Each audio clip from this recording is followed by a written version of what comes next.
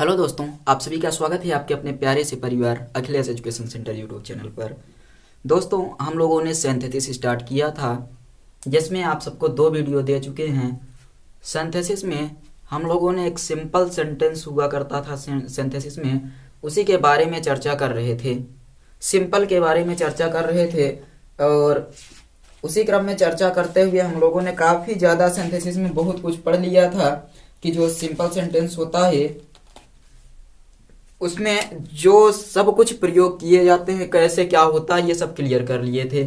तो आज हम लोगों को थोड़ा सा उसी से रिलेटेड प्रीपोजिशन के बारे में चर्चा करनी है कि 2 सिंपल सेंटेंस को अगर जोड़कर एक बनाना है तो कौन कौन से प्रीपोजिशन हैं जिनका हम प्रयोग कर सकते हैं और किस प्रकार से प्रयोग कर सकते हैं, इन्हीं सबको हमें आज पढ़ना है।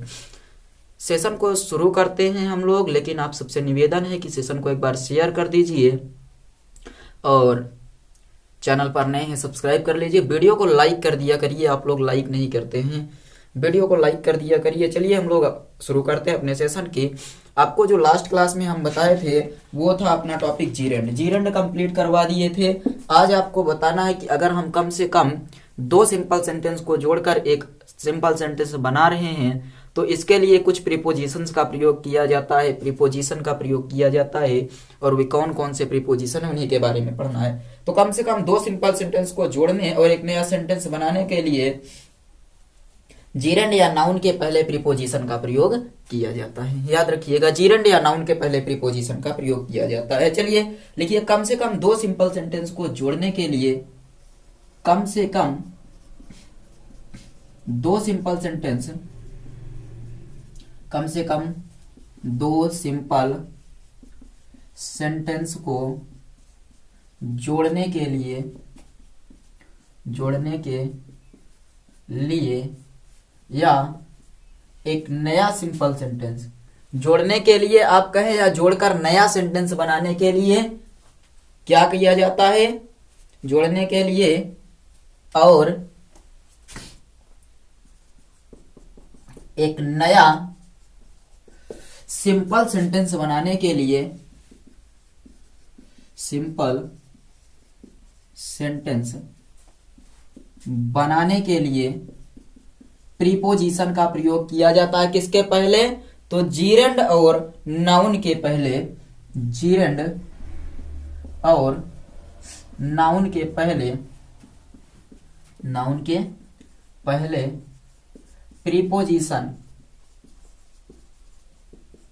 प्रीपोजिशन का प्रयोग किया जाता है।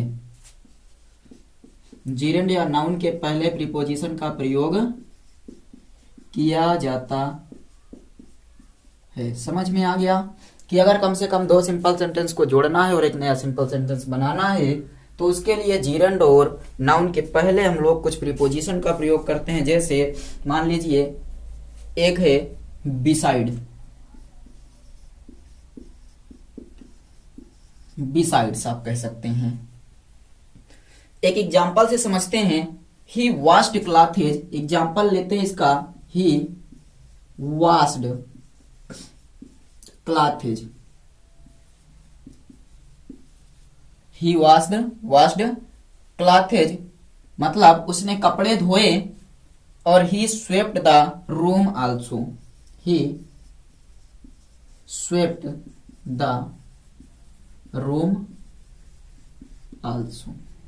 इसका मतलब है कि उसने कपड़े भी धोए और रूम को भी साफ किया, कपड़े भी धोए और रूम को भी साफ किया। एक काम कंप्लीट करके दूसरा काम किया, या दोनों काम जब करना हो, ऐसे देखिए, he washed clothes, he swept the room also. उसने कपड़े धोए और रूम को भी साफ किया, तो दोनों काम हो रहा है। Beside washing clothes he swept the room. देखिए, आपको बोला गया जीरेंड और नाउन के पहले, तो ये क्या है, धोना नाउन है, तो आप कह देंगे इसके पहले बिसाइड का प्रयोग हो जाएगा। बिसाइड, बिसाइड्स क्या होगा, वॉश्ड को बनाएंगे washing clothes, he swept the room, he swept the room. Clear हुआ कि दोनों काम अगर कोई व्यक्ति कर रहा है तो बिसाइड का प्रयोग कर देंगे। जैसे बताया गया कि उसने कपड़े धोए, उसने रूम साफ किया, तो beside washing clothes he swept the room, यानी कि कपड़े धोने के साथ साथ उसने क्या किया, रूम को भी साफ किया। क्लियर है कि कपड़े धोने के साथ साथ उसने रूम को भी साफ किया। एक और एग्जांपल लेते हैं, एग्जांपल नंबर 2, अच्छे से क्लियर हो जाएगा। The teacher taught me Hindi, the teacher taught me Hindi, the teacher taught me Hindi, he gave me a book also, he gave me a book also, यानी कि अध्यापक ने मुझे हिंदी पढ़ाया और एक किताब भी दिया। तो कैसे बनाएंगे बताइए, besides teaching me Hindi the teacher gave me a book. Clear है, beside teaching me Hindi the teacher gave me a book. बना लीजिए, beside teaching me Hindi, teaching me Hindi the teacher gave me a book. Clear, clear हुआ या नहीं? देखिए, एक काम किया दूसरा काम भी किया तो बिसाइड का प्रयोग, एक काम किया दूसरा काम भी किया तो बिसाइड का प्रयोग। और बिसाइड कहाँ लगेगा, तो देखिए जेरेंड और नाउन के पहले बिसाइड का प्रयोग हो रहा है, तो beside washing clothes he swept the room, और the teacher taught me Hindi he gave me a book, तो यहाँ पर टॉट पढ़ाना है तो टीचिंग, यानी beside teaching me Hindi the teacher, इसको यहाँ ला देंगे, gave me a book also. Clear है, क्लियर है, क्लियर है। इसका स्क्रीनशॉट लीजिए। एक काम करिए, आप लोग रफ और पेन लेकर बैठिए, नोट करते हुए चलिए, नोट करते हुए चलिए। ये समझ में आ गया या नहीं? बिसाइड का प्रयोग कहां पर करेंगे, ये समझ में आया? आगे बढ़ा जाए, स्क्रीनशॉट ले लिए होंगे। चलिए हम लोग आगे बढ़ चलते हैं। अब दूसरा वाला देखते हैं, बिसाइड के बाद क्या आता है। याद रखिए, अच्छे से पढ़ लीजिए, समझ में आ जाएगा। और नहीं पढ़ेंगे तो आप जाने, आपका काम जाने। दूसरा, इंस्टेड ऑफ, INSTEAD,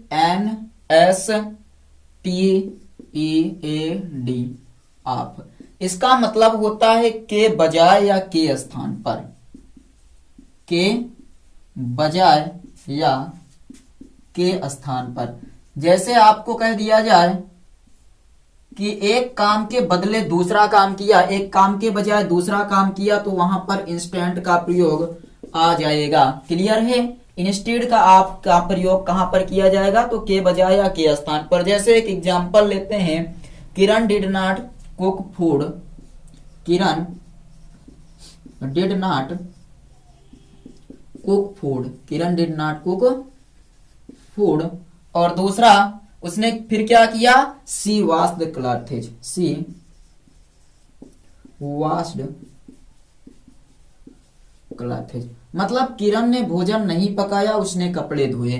तो आप क्या बताएंगे कि भोजन बनाने के बजाय किरण ने क्या किए, कपड़े धोए। भोजन पकाने की बजाय, या आप कह सकते हैं भोजन पकाने के स्थान पर किरण ने क्या किए, कपड़े धोए। दो सिंपल सेंटेंस को जोड़कर एक सिंपल सेंटेंस बनाने के लिए प्रीपोजिशन का प्रयोग हम लोग कर रहे हैं। इंस्टेड ऑफ का प्रयोग के बजाय, देखिए कपड़े धोने के बजाय, ये खाना पकाने के बजाय उसने क्या किया, कपड़ा धोया। तो आप बताएंगे instead of cooking food Kiran washed clothes, INSTEAD, of cooking food, instead of cooking food.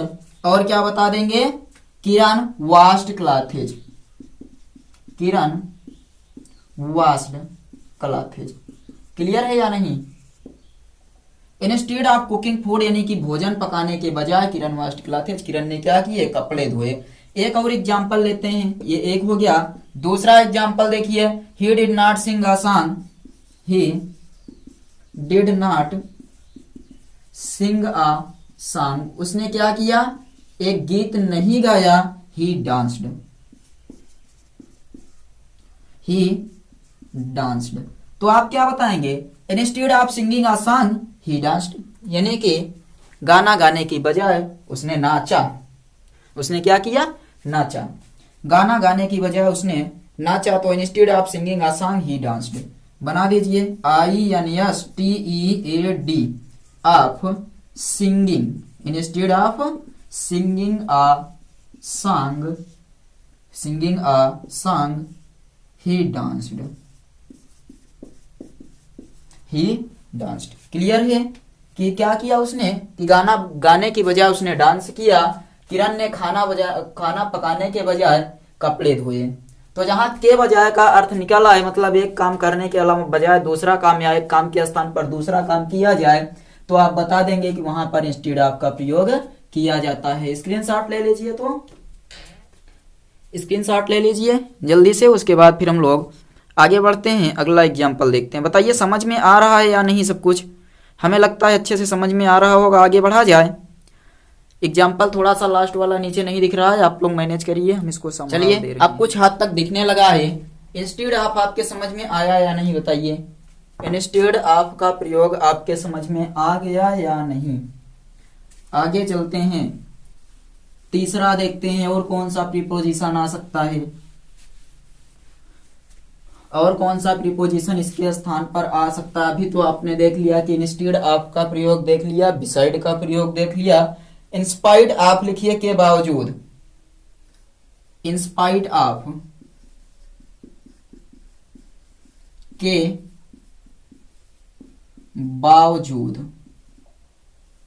मतलब एक काम किया मजबूरन दूसरा काम भी करना पड़ा, ऐसा नहीं है।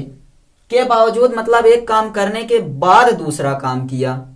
ऐसा अगर सेंटेंस दिया हो तो इन स्पाइट ऑफ लगाएंगे। एक काम करने के बाद दूसरा काम किया, जैसे हम आपको पीटने के बाद पढ़ाएं तो ये हो जाएगा इन स्पाइट ऑफ। पीटने के साथ साथ पढ़ाएं तो दोनों काम कर रहे हैं, क्या लग जाएगा? Instead of. क्या लगेगा? Instead of. या तो पीटे या तो पढ़ाएं, वो भी पढ़ेंगे। या पीटने की बजाय आपको पढ़ाएं, पीटने की बजाय पढ़ाएं तो इंस्टेड ऑफ लगेगा। और इसमें क्या हो रहा है? के बावजूद, पीटने के बावजूद आपको पढ़ाया जाए, पहले पिटाई की जाए फिर पढ़ाया जाए, तो ये हो जाएगा इन spite of.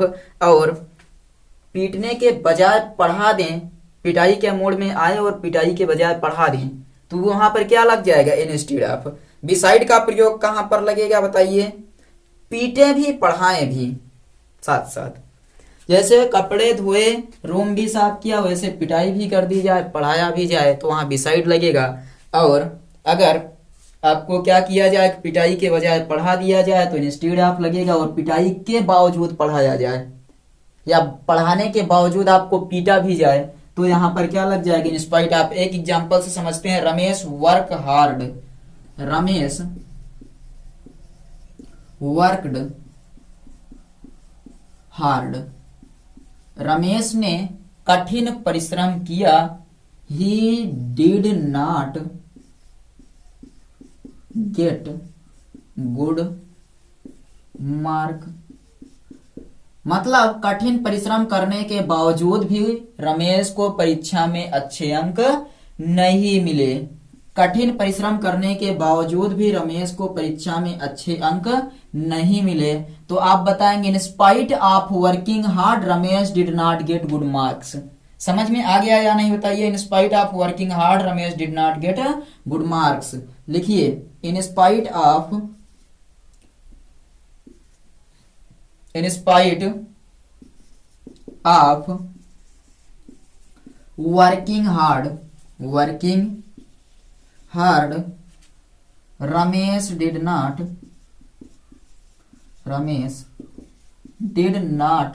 Gate good marks. In spite of working hard Ramesh did not get good marks.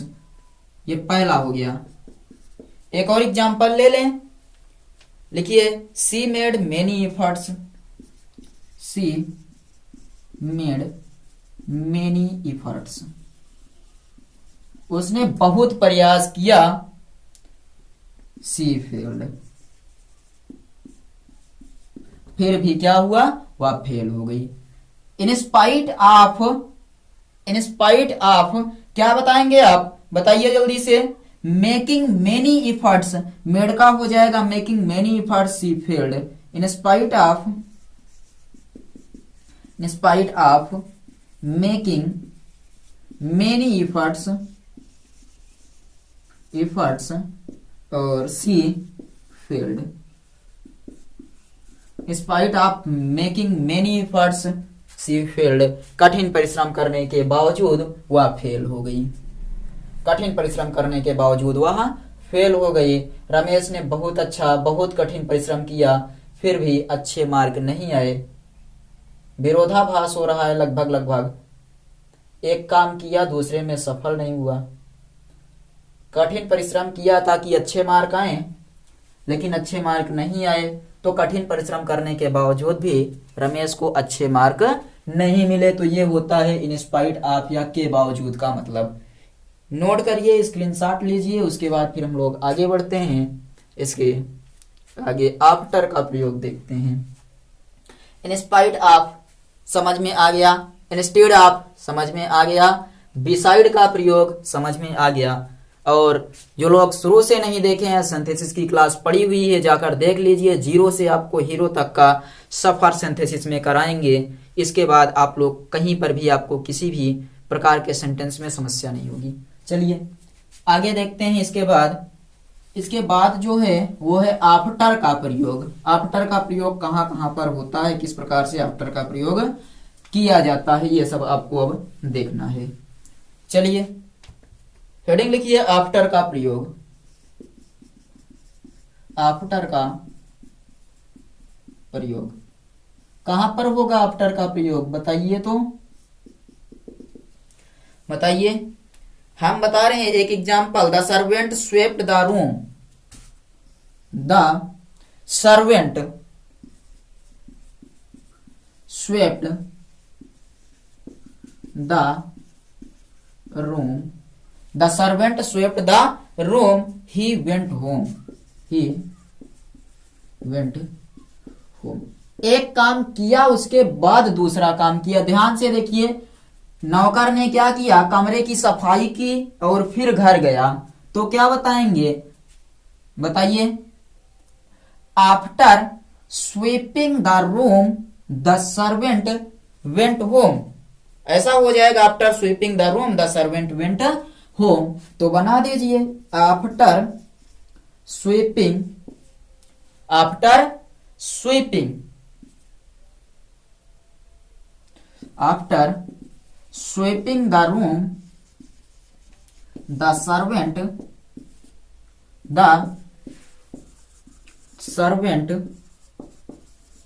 went home। Clear है कि कमरे की सफाई करने के बाद नौकर घर गया। कमरे की सफाई करने के बाद नौकर घर गया। अगला लिखिए, आन का प्रयोग। छोटा छोटा है। अब आफ्टर का प्रयोग तो लगा लेंगे ना, कि काम करने के बाद वो घर गया, तो आफ्टर का प्रयोग कर देंगे। और अब लिखिए आन का प्रयोग। प्रीपोजिशन आन का प्रयोग कहां किया जाता है, प्रीपोजिशन आन का प्रयोग कहां किया जाता है, तो आप बताएंगे।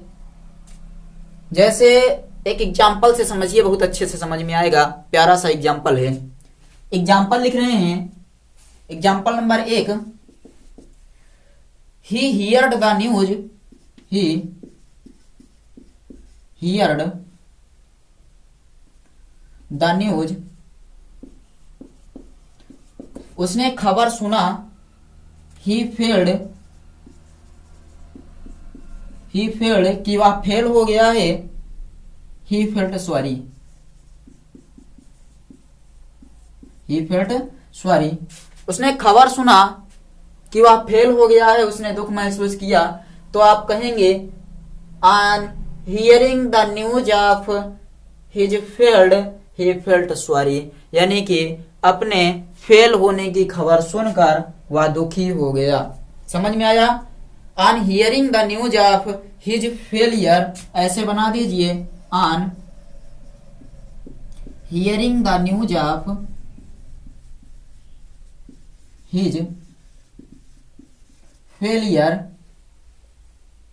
On hearing the news of his failure, और फिर क्या कहेंगे, he felt sorry, he felt sorry, उसने क्या किया, दुख महसूस किया।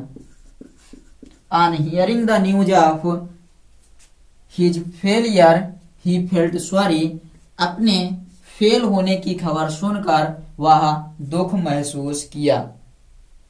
अगला, हर uncle died, her uncle died, her uncle died, she heard the news, she heard the news और शी फेंटेड। मतलब उसके अंकल मर गए, उसने न्यूज सुना, वह बेहोश हो गई। तो आप ऐसे बताएंगे, on hearing the news of his uncle died she fainted. On hearing the news of her uncle died, his मत लिखिएगा, हर अंकल डाइड, यहां पर on hearing the news of her uncles died, died, on hearing the news of her uncles died she fainted, वह मूर्छित हो गई या वह बेहोश हो गई, यहां पर बना है on hearing the news of her uncle died she fainted, मतलब कि अपने अंकल की मृत्यु की खबर सुनते ही वह बेहोश हो गई। लिखिए, नोट करिए, स्क्रीनशॉट लीजिए, जो मर्जी शो करिए, उसके बाद हम लोग आगे बढ़ते हैं। स्क्रीनशॉट ले लिए, आगे बढ़ा जाए। आगे बढ़ो सैनिक, आगे बढ़िए। अगले पर देखिए, आन का प्रयोग समझ में आया या नहीं। बिसाइड हो गया, इंस्टीड ऑफ हो गया, इंस्पाइट ऑफ हो गया, ऑन हो गया, आफ्टर हो गया, इतना समझ में आ गया। अब आगे लिखिए, आप का प्रयोग, आप का प्रयोग, आपका प्रयोग कहां किया जाता है, इसको समझिए। एक एग्जाम्पल देते हैं, आई am sure, I am sure I shell gate good marks, I shell gate good marks, I am sure I shell gate good marks, मैं निश्चित हूं, मैं निश्चिंत हूं कि मैं अच्छे मार्क्स लाऊंगा, मैं अच्छे मार्क्स लाऊंगा। तो बनाएंगे, आई am sure of getting, I am sure of getting good marks, I am sure of getting good marks. Clear है, ये पहला था आपका, और इसका ये यहां पर बनाया गया कि आई एम श्योर ऑफ यहां लगा देंगे, और ये देखिए गेट, तो नाउन और जीरेंड के पहले गेट का मतलब लाना, तो नाउन है, नाउन के पहले आप लगा दिए, तो I am sure of getting good marks, मतलब मैं निश्चिंत हूं कि अच्छे मार्क लाऊंगा। He will tell a story, आगे ही विल, नंबर 2 में देखिए, he will tell a story, he will tell a story, उसने कहानी सुनाई होगी या सुनाएगा, वह कहानी सुनाएगा। और he is found of it, he is fond of it, वह कहानी सुनाएगा, वह इसका शौकीन है, वह इसका शौकीन है। तो इसमें देखिए, सबसे पहले आपका प्रयोग कहां करेंगे, कहां पर जीरेंड लिखा है या कहां पर नाउन लिखा है, तो आप बता दीजिएगा। He is fond of telling a story, he is fond of telling a story, he is fond of telling, he is fond of telling a story, he is fond of telling a story। Clear है, he is fond of telling a story। Clear, बताइए समझ में आ गया या नहीं कि वह कहानी सुनाएगा, वह इसका शौकीन है। यहाँ फ्यूचर में बात कर रहा है, मैं श्योर हूं कि अच्छे मार्क्स आएंगे, वह कहानी सुनाएगा, वह इसका शौकीन है। क्लियर हुआ? बताइए। अब मार्क्स इसका यहाँ नीचे लिख लीजिए, उसके बाद एक पॉइंट इधर भी देख लेते हैं, एक पॉइंट इधर भी देख लेते हैं। अगला विथ का प्रयोग।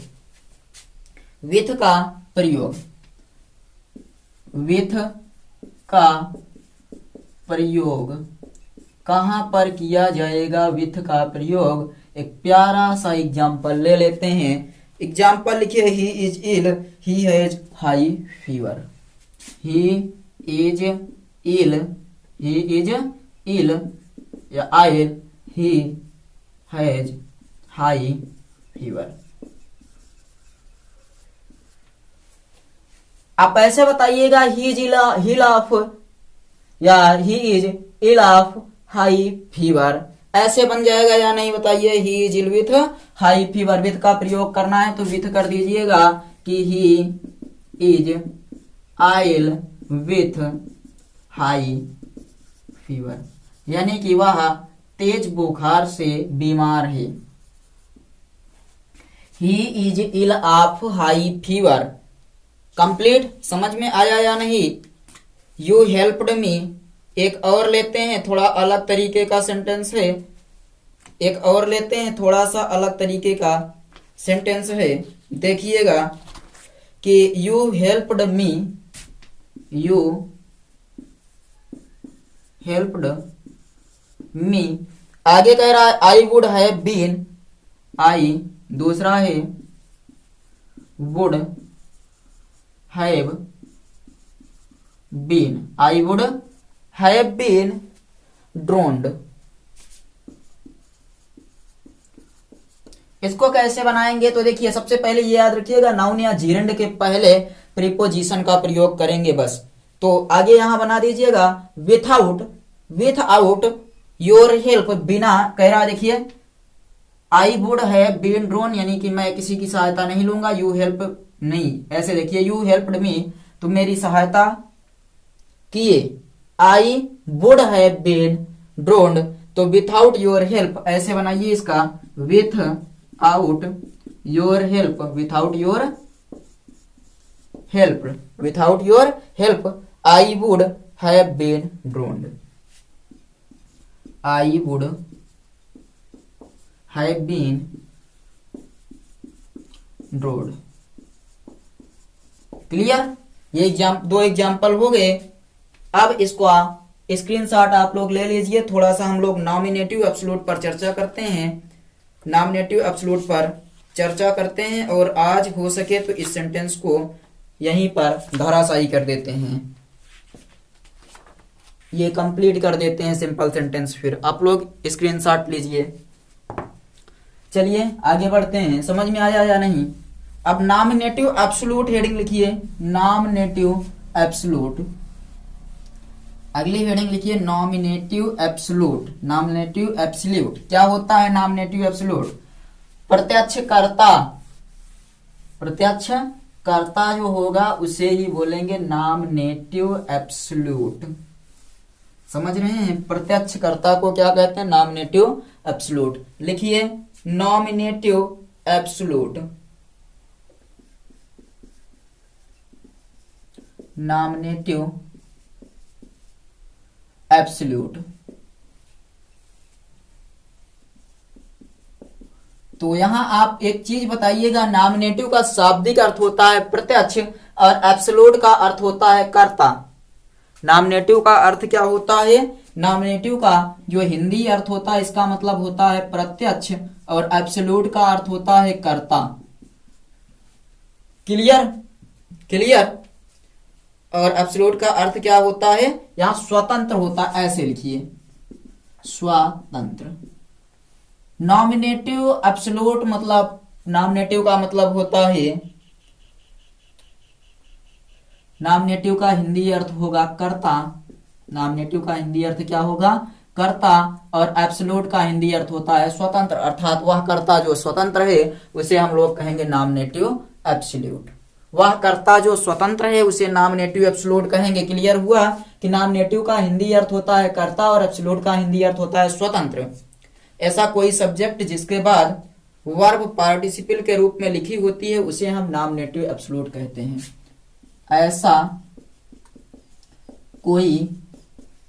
ऐसा कोई भी सेंटेंस या ऐसा कोई भी सब्जेक्ट जिसके बाद वर्ब, ऐसा कोई भी सब्जेक्ट जिसके बाद ऐसा कोई भी सब्जेक्ट जिसके बाद वर्ब पार्टिसिपल के रूप में लिखी होती है, वर्ब पार्टिसिपल के रूप में लिखी होती है।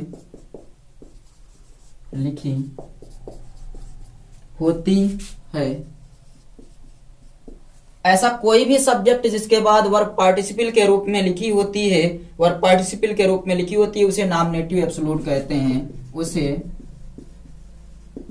नॉमिनेटिव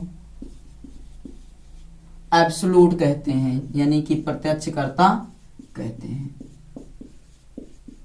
क्लियर हुआ कि ऐसी कोई भी सब्जेक्ट या ऐसा कोई भी सब्जेक्ट हो जिसमें जो वर्ब है वो पार्टिसिपल के रूप में लिखी हुई हो, तो उसे हम लोग नाम देते हैं कि ये प्रत्यक्षकर्ता है। ऐसे दो सिंपल सेंटेंस जिनका आपस में संबंध कारण और परिणाम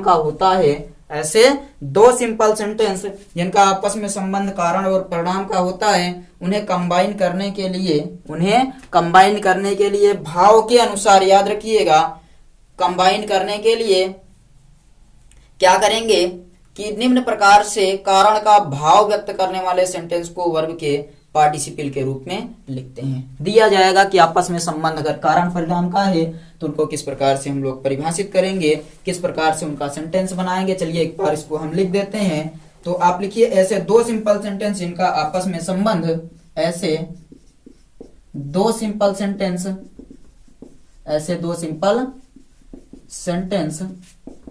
जिनका आपस में संबंध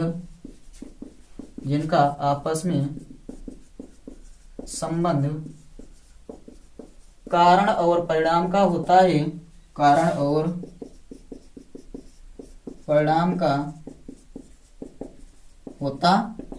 ऐसे दो सिंपल सेंटेंस जिनका आपस में संबंध कारण और परिणाम का होता है, उन्हें कंबाइन करने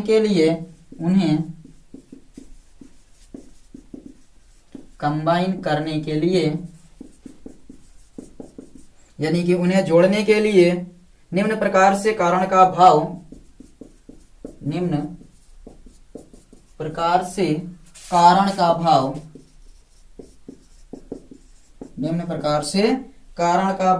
व्यक्त करने वाले सेंटेंस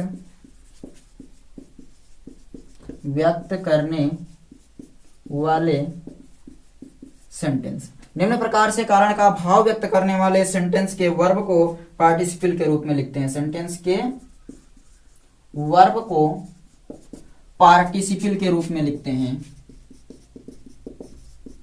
पार्टिसिपल के रूप में लिखते हैं।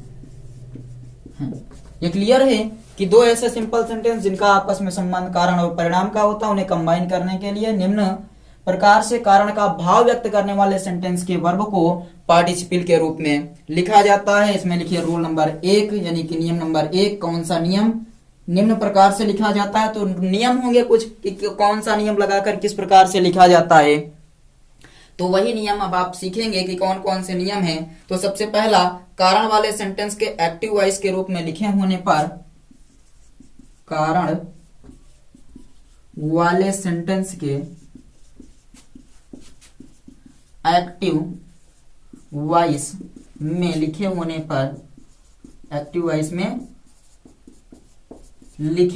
पर, कारण वाले सेंटेंस के एक्टिव वॉइस में लिखे होने पर इसके वर्ब को हैविंग प्लस वर्ब के थर्ड फॉर्म, इसके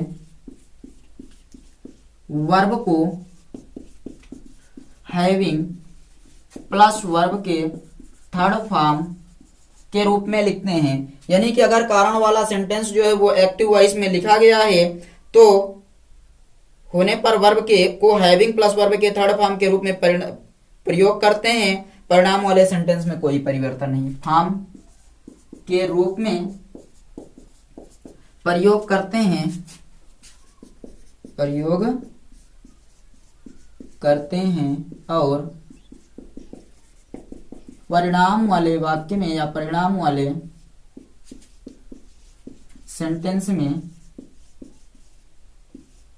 कोई परिवर्तन नहीं करते, कोई परिवर्तन नहीं करते हैं। क्लियर है कि अगर जो वाक्य लिखा गया है, जो कारण बताने वाला वाक्य है वो एक्टिव वॉइस में लिखा है, तो इसके वर्ब को बदलेंगे हैविंग प्लस वर्ब के थर्ड फॉर्म के रूप में, और परिणाम वाले वाक्य में कोई परिवर्तन नहीं करेंगे। जैसे यहाँ एग्जाम्पल देखते हैं, पहला क्लियर हुआ कि अगर एक्टिव वॉइस में लिखा गया है कारण वाला वाक्य, तो लिखेंगे हैविंग प्लस वर्ब का थर्ड फॉर्म। जैसे द सन रोज, एग्जाम्पल देखिए, द सन रोज यानी कि सूर्य निकला, bird began to chirp, bird began to chirp, bird began to chirp, मतलब सूर्य निकला, चिड़िया चहचहाई।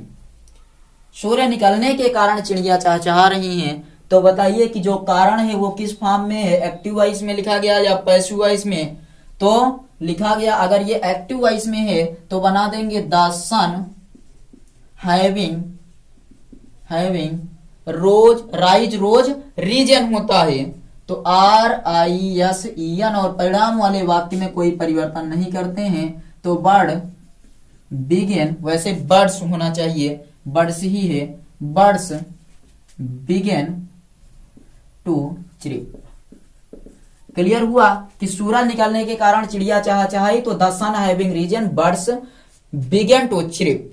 क्लियर। दूसरा, पुलिस अराइव्ड, पुलिस अराइव्ड यानी कि पुलिस क्या हुई, पहुंची, thieves run away, thieves run away. तो इसमें कारण क्या हुआ कि जब पुलिस आई तभी चोर भागे, और यहां पर देखिए किस वॉइस में लिखा गया है, तो किस वॉइस में लिखा गया है बताइए? एक्टिव में अगर लिखा है तो क्या करते हैं, बताएंगे the police having arrived, third form में क्या हो जाएगा, अराइव्ड। लिखिए police arrived, having arrived, having arrived. परिणाम में कोई परिवर्तन नहीं, तो thieves run away, thieves run away. Clear हुआ कि अगर कारण परिणाम का संबंध है और एक्टिव वॉइस में कारण वाला वाक्य लिखा गया है, तो हम क्या करते हैं, वर्ब को हैविंग प्लस थर्ड फॉर्म के रूप में लिख देते हैं, बाकी परिणाम वाले वाक्य में कोई परिवर्तन नहीं करते हैं। नोट कर लीजिए ये चीज, और ये बहुत इंपॉर्टेंट है समझना। और अगला एक और हम देख लेते हैं, द बेल रैंग। एक एग्जांपल और देखिए, छोटा सा है, द बेल रैंग, घंटी बजी, students went home, students went home. इनमें भी देखिए एक्टिव वॉइस में लिखा गया है, घंटी बजने के कारण स्टूडेंट घर गए, तो the bell having rang, third form क्या हो जाएगा, rang. The bell having rang, परिणाम में कोई परिवर्तन नहीं, स्टूडेंट्स वेंट टू होम या वेंट होम अकेले कर दीजिए। क्लियर। नोट करिए, पूरा स्क्रीनशॉट लीजिए जल्दी से। समझ में आ गया या नहीं, इनका स्क्रीनशॉट लीजिए। समझ में आया या नहीं बताइए। रूल नंबर 2 बोले, रूल नंबर 2। चलिए इसको नोट कर लीजिए। अब इसके आगे हम लोग अगले वीडियो में देखेंगे रूल नंबर 2। आप लोग ये बताइए कमेंट करके, वीडियो समझ में आया या नहीं, लेक्चर समझ में आया या नहीं। अगर समझ में आया है, सेशन में अभी तक जुड़े हैं तो प्लीज़ लाइक और शेयर कर दीजिएगा। चैनल पर नए हैं सब्सक्राइब कर लीजिएगा। मिलते हैं अगले वीडियो में, इसके आगे पढ़ेंगे और अच्छे तरीके से पढ़ेंगे। चलिए पढ़ाई करते रहिए, बाय।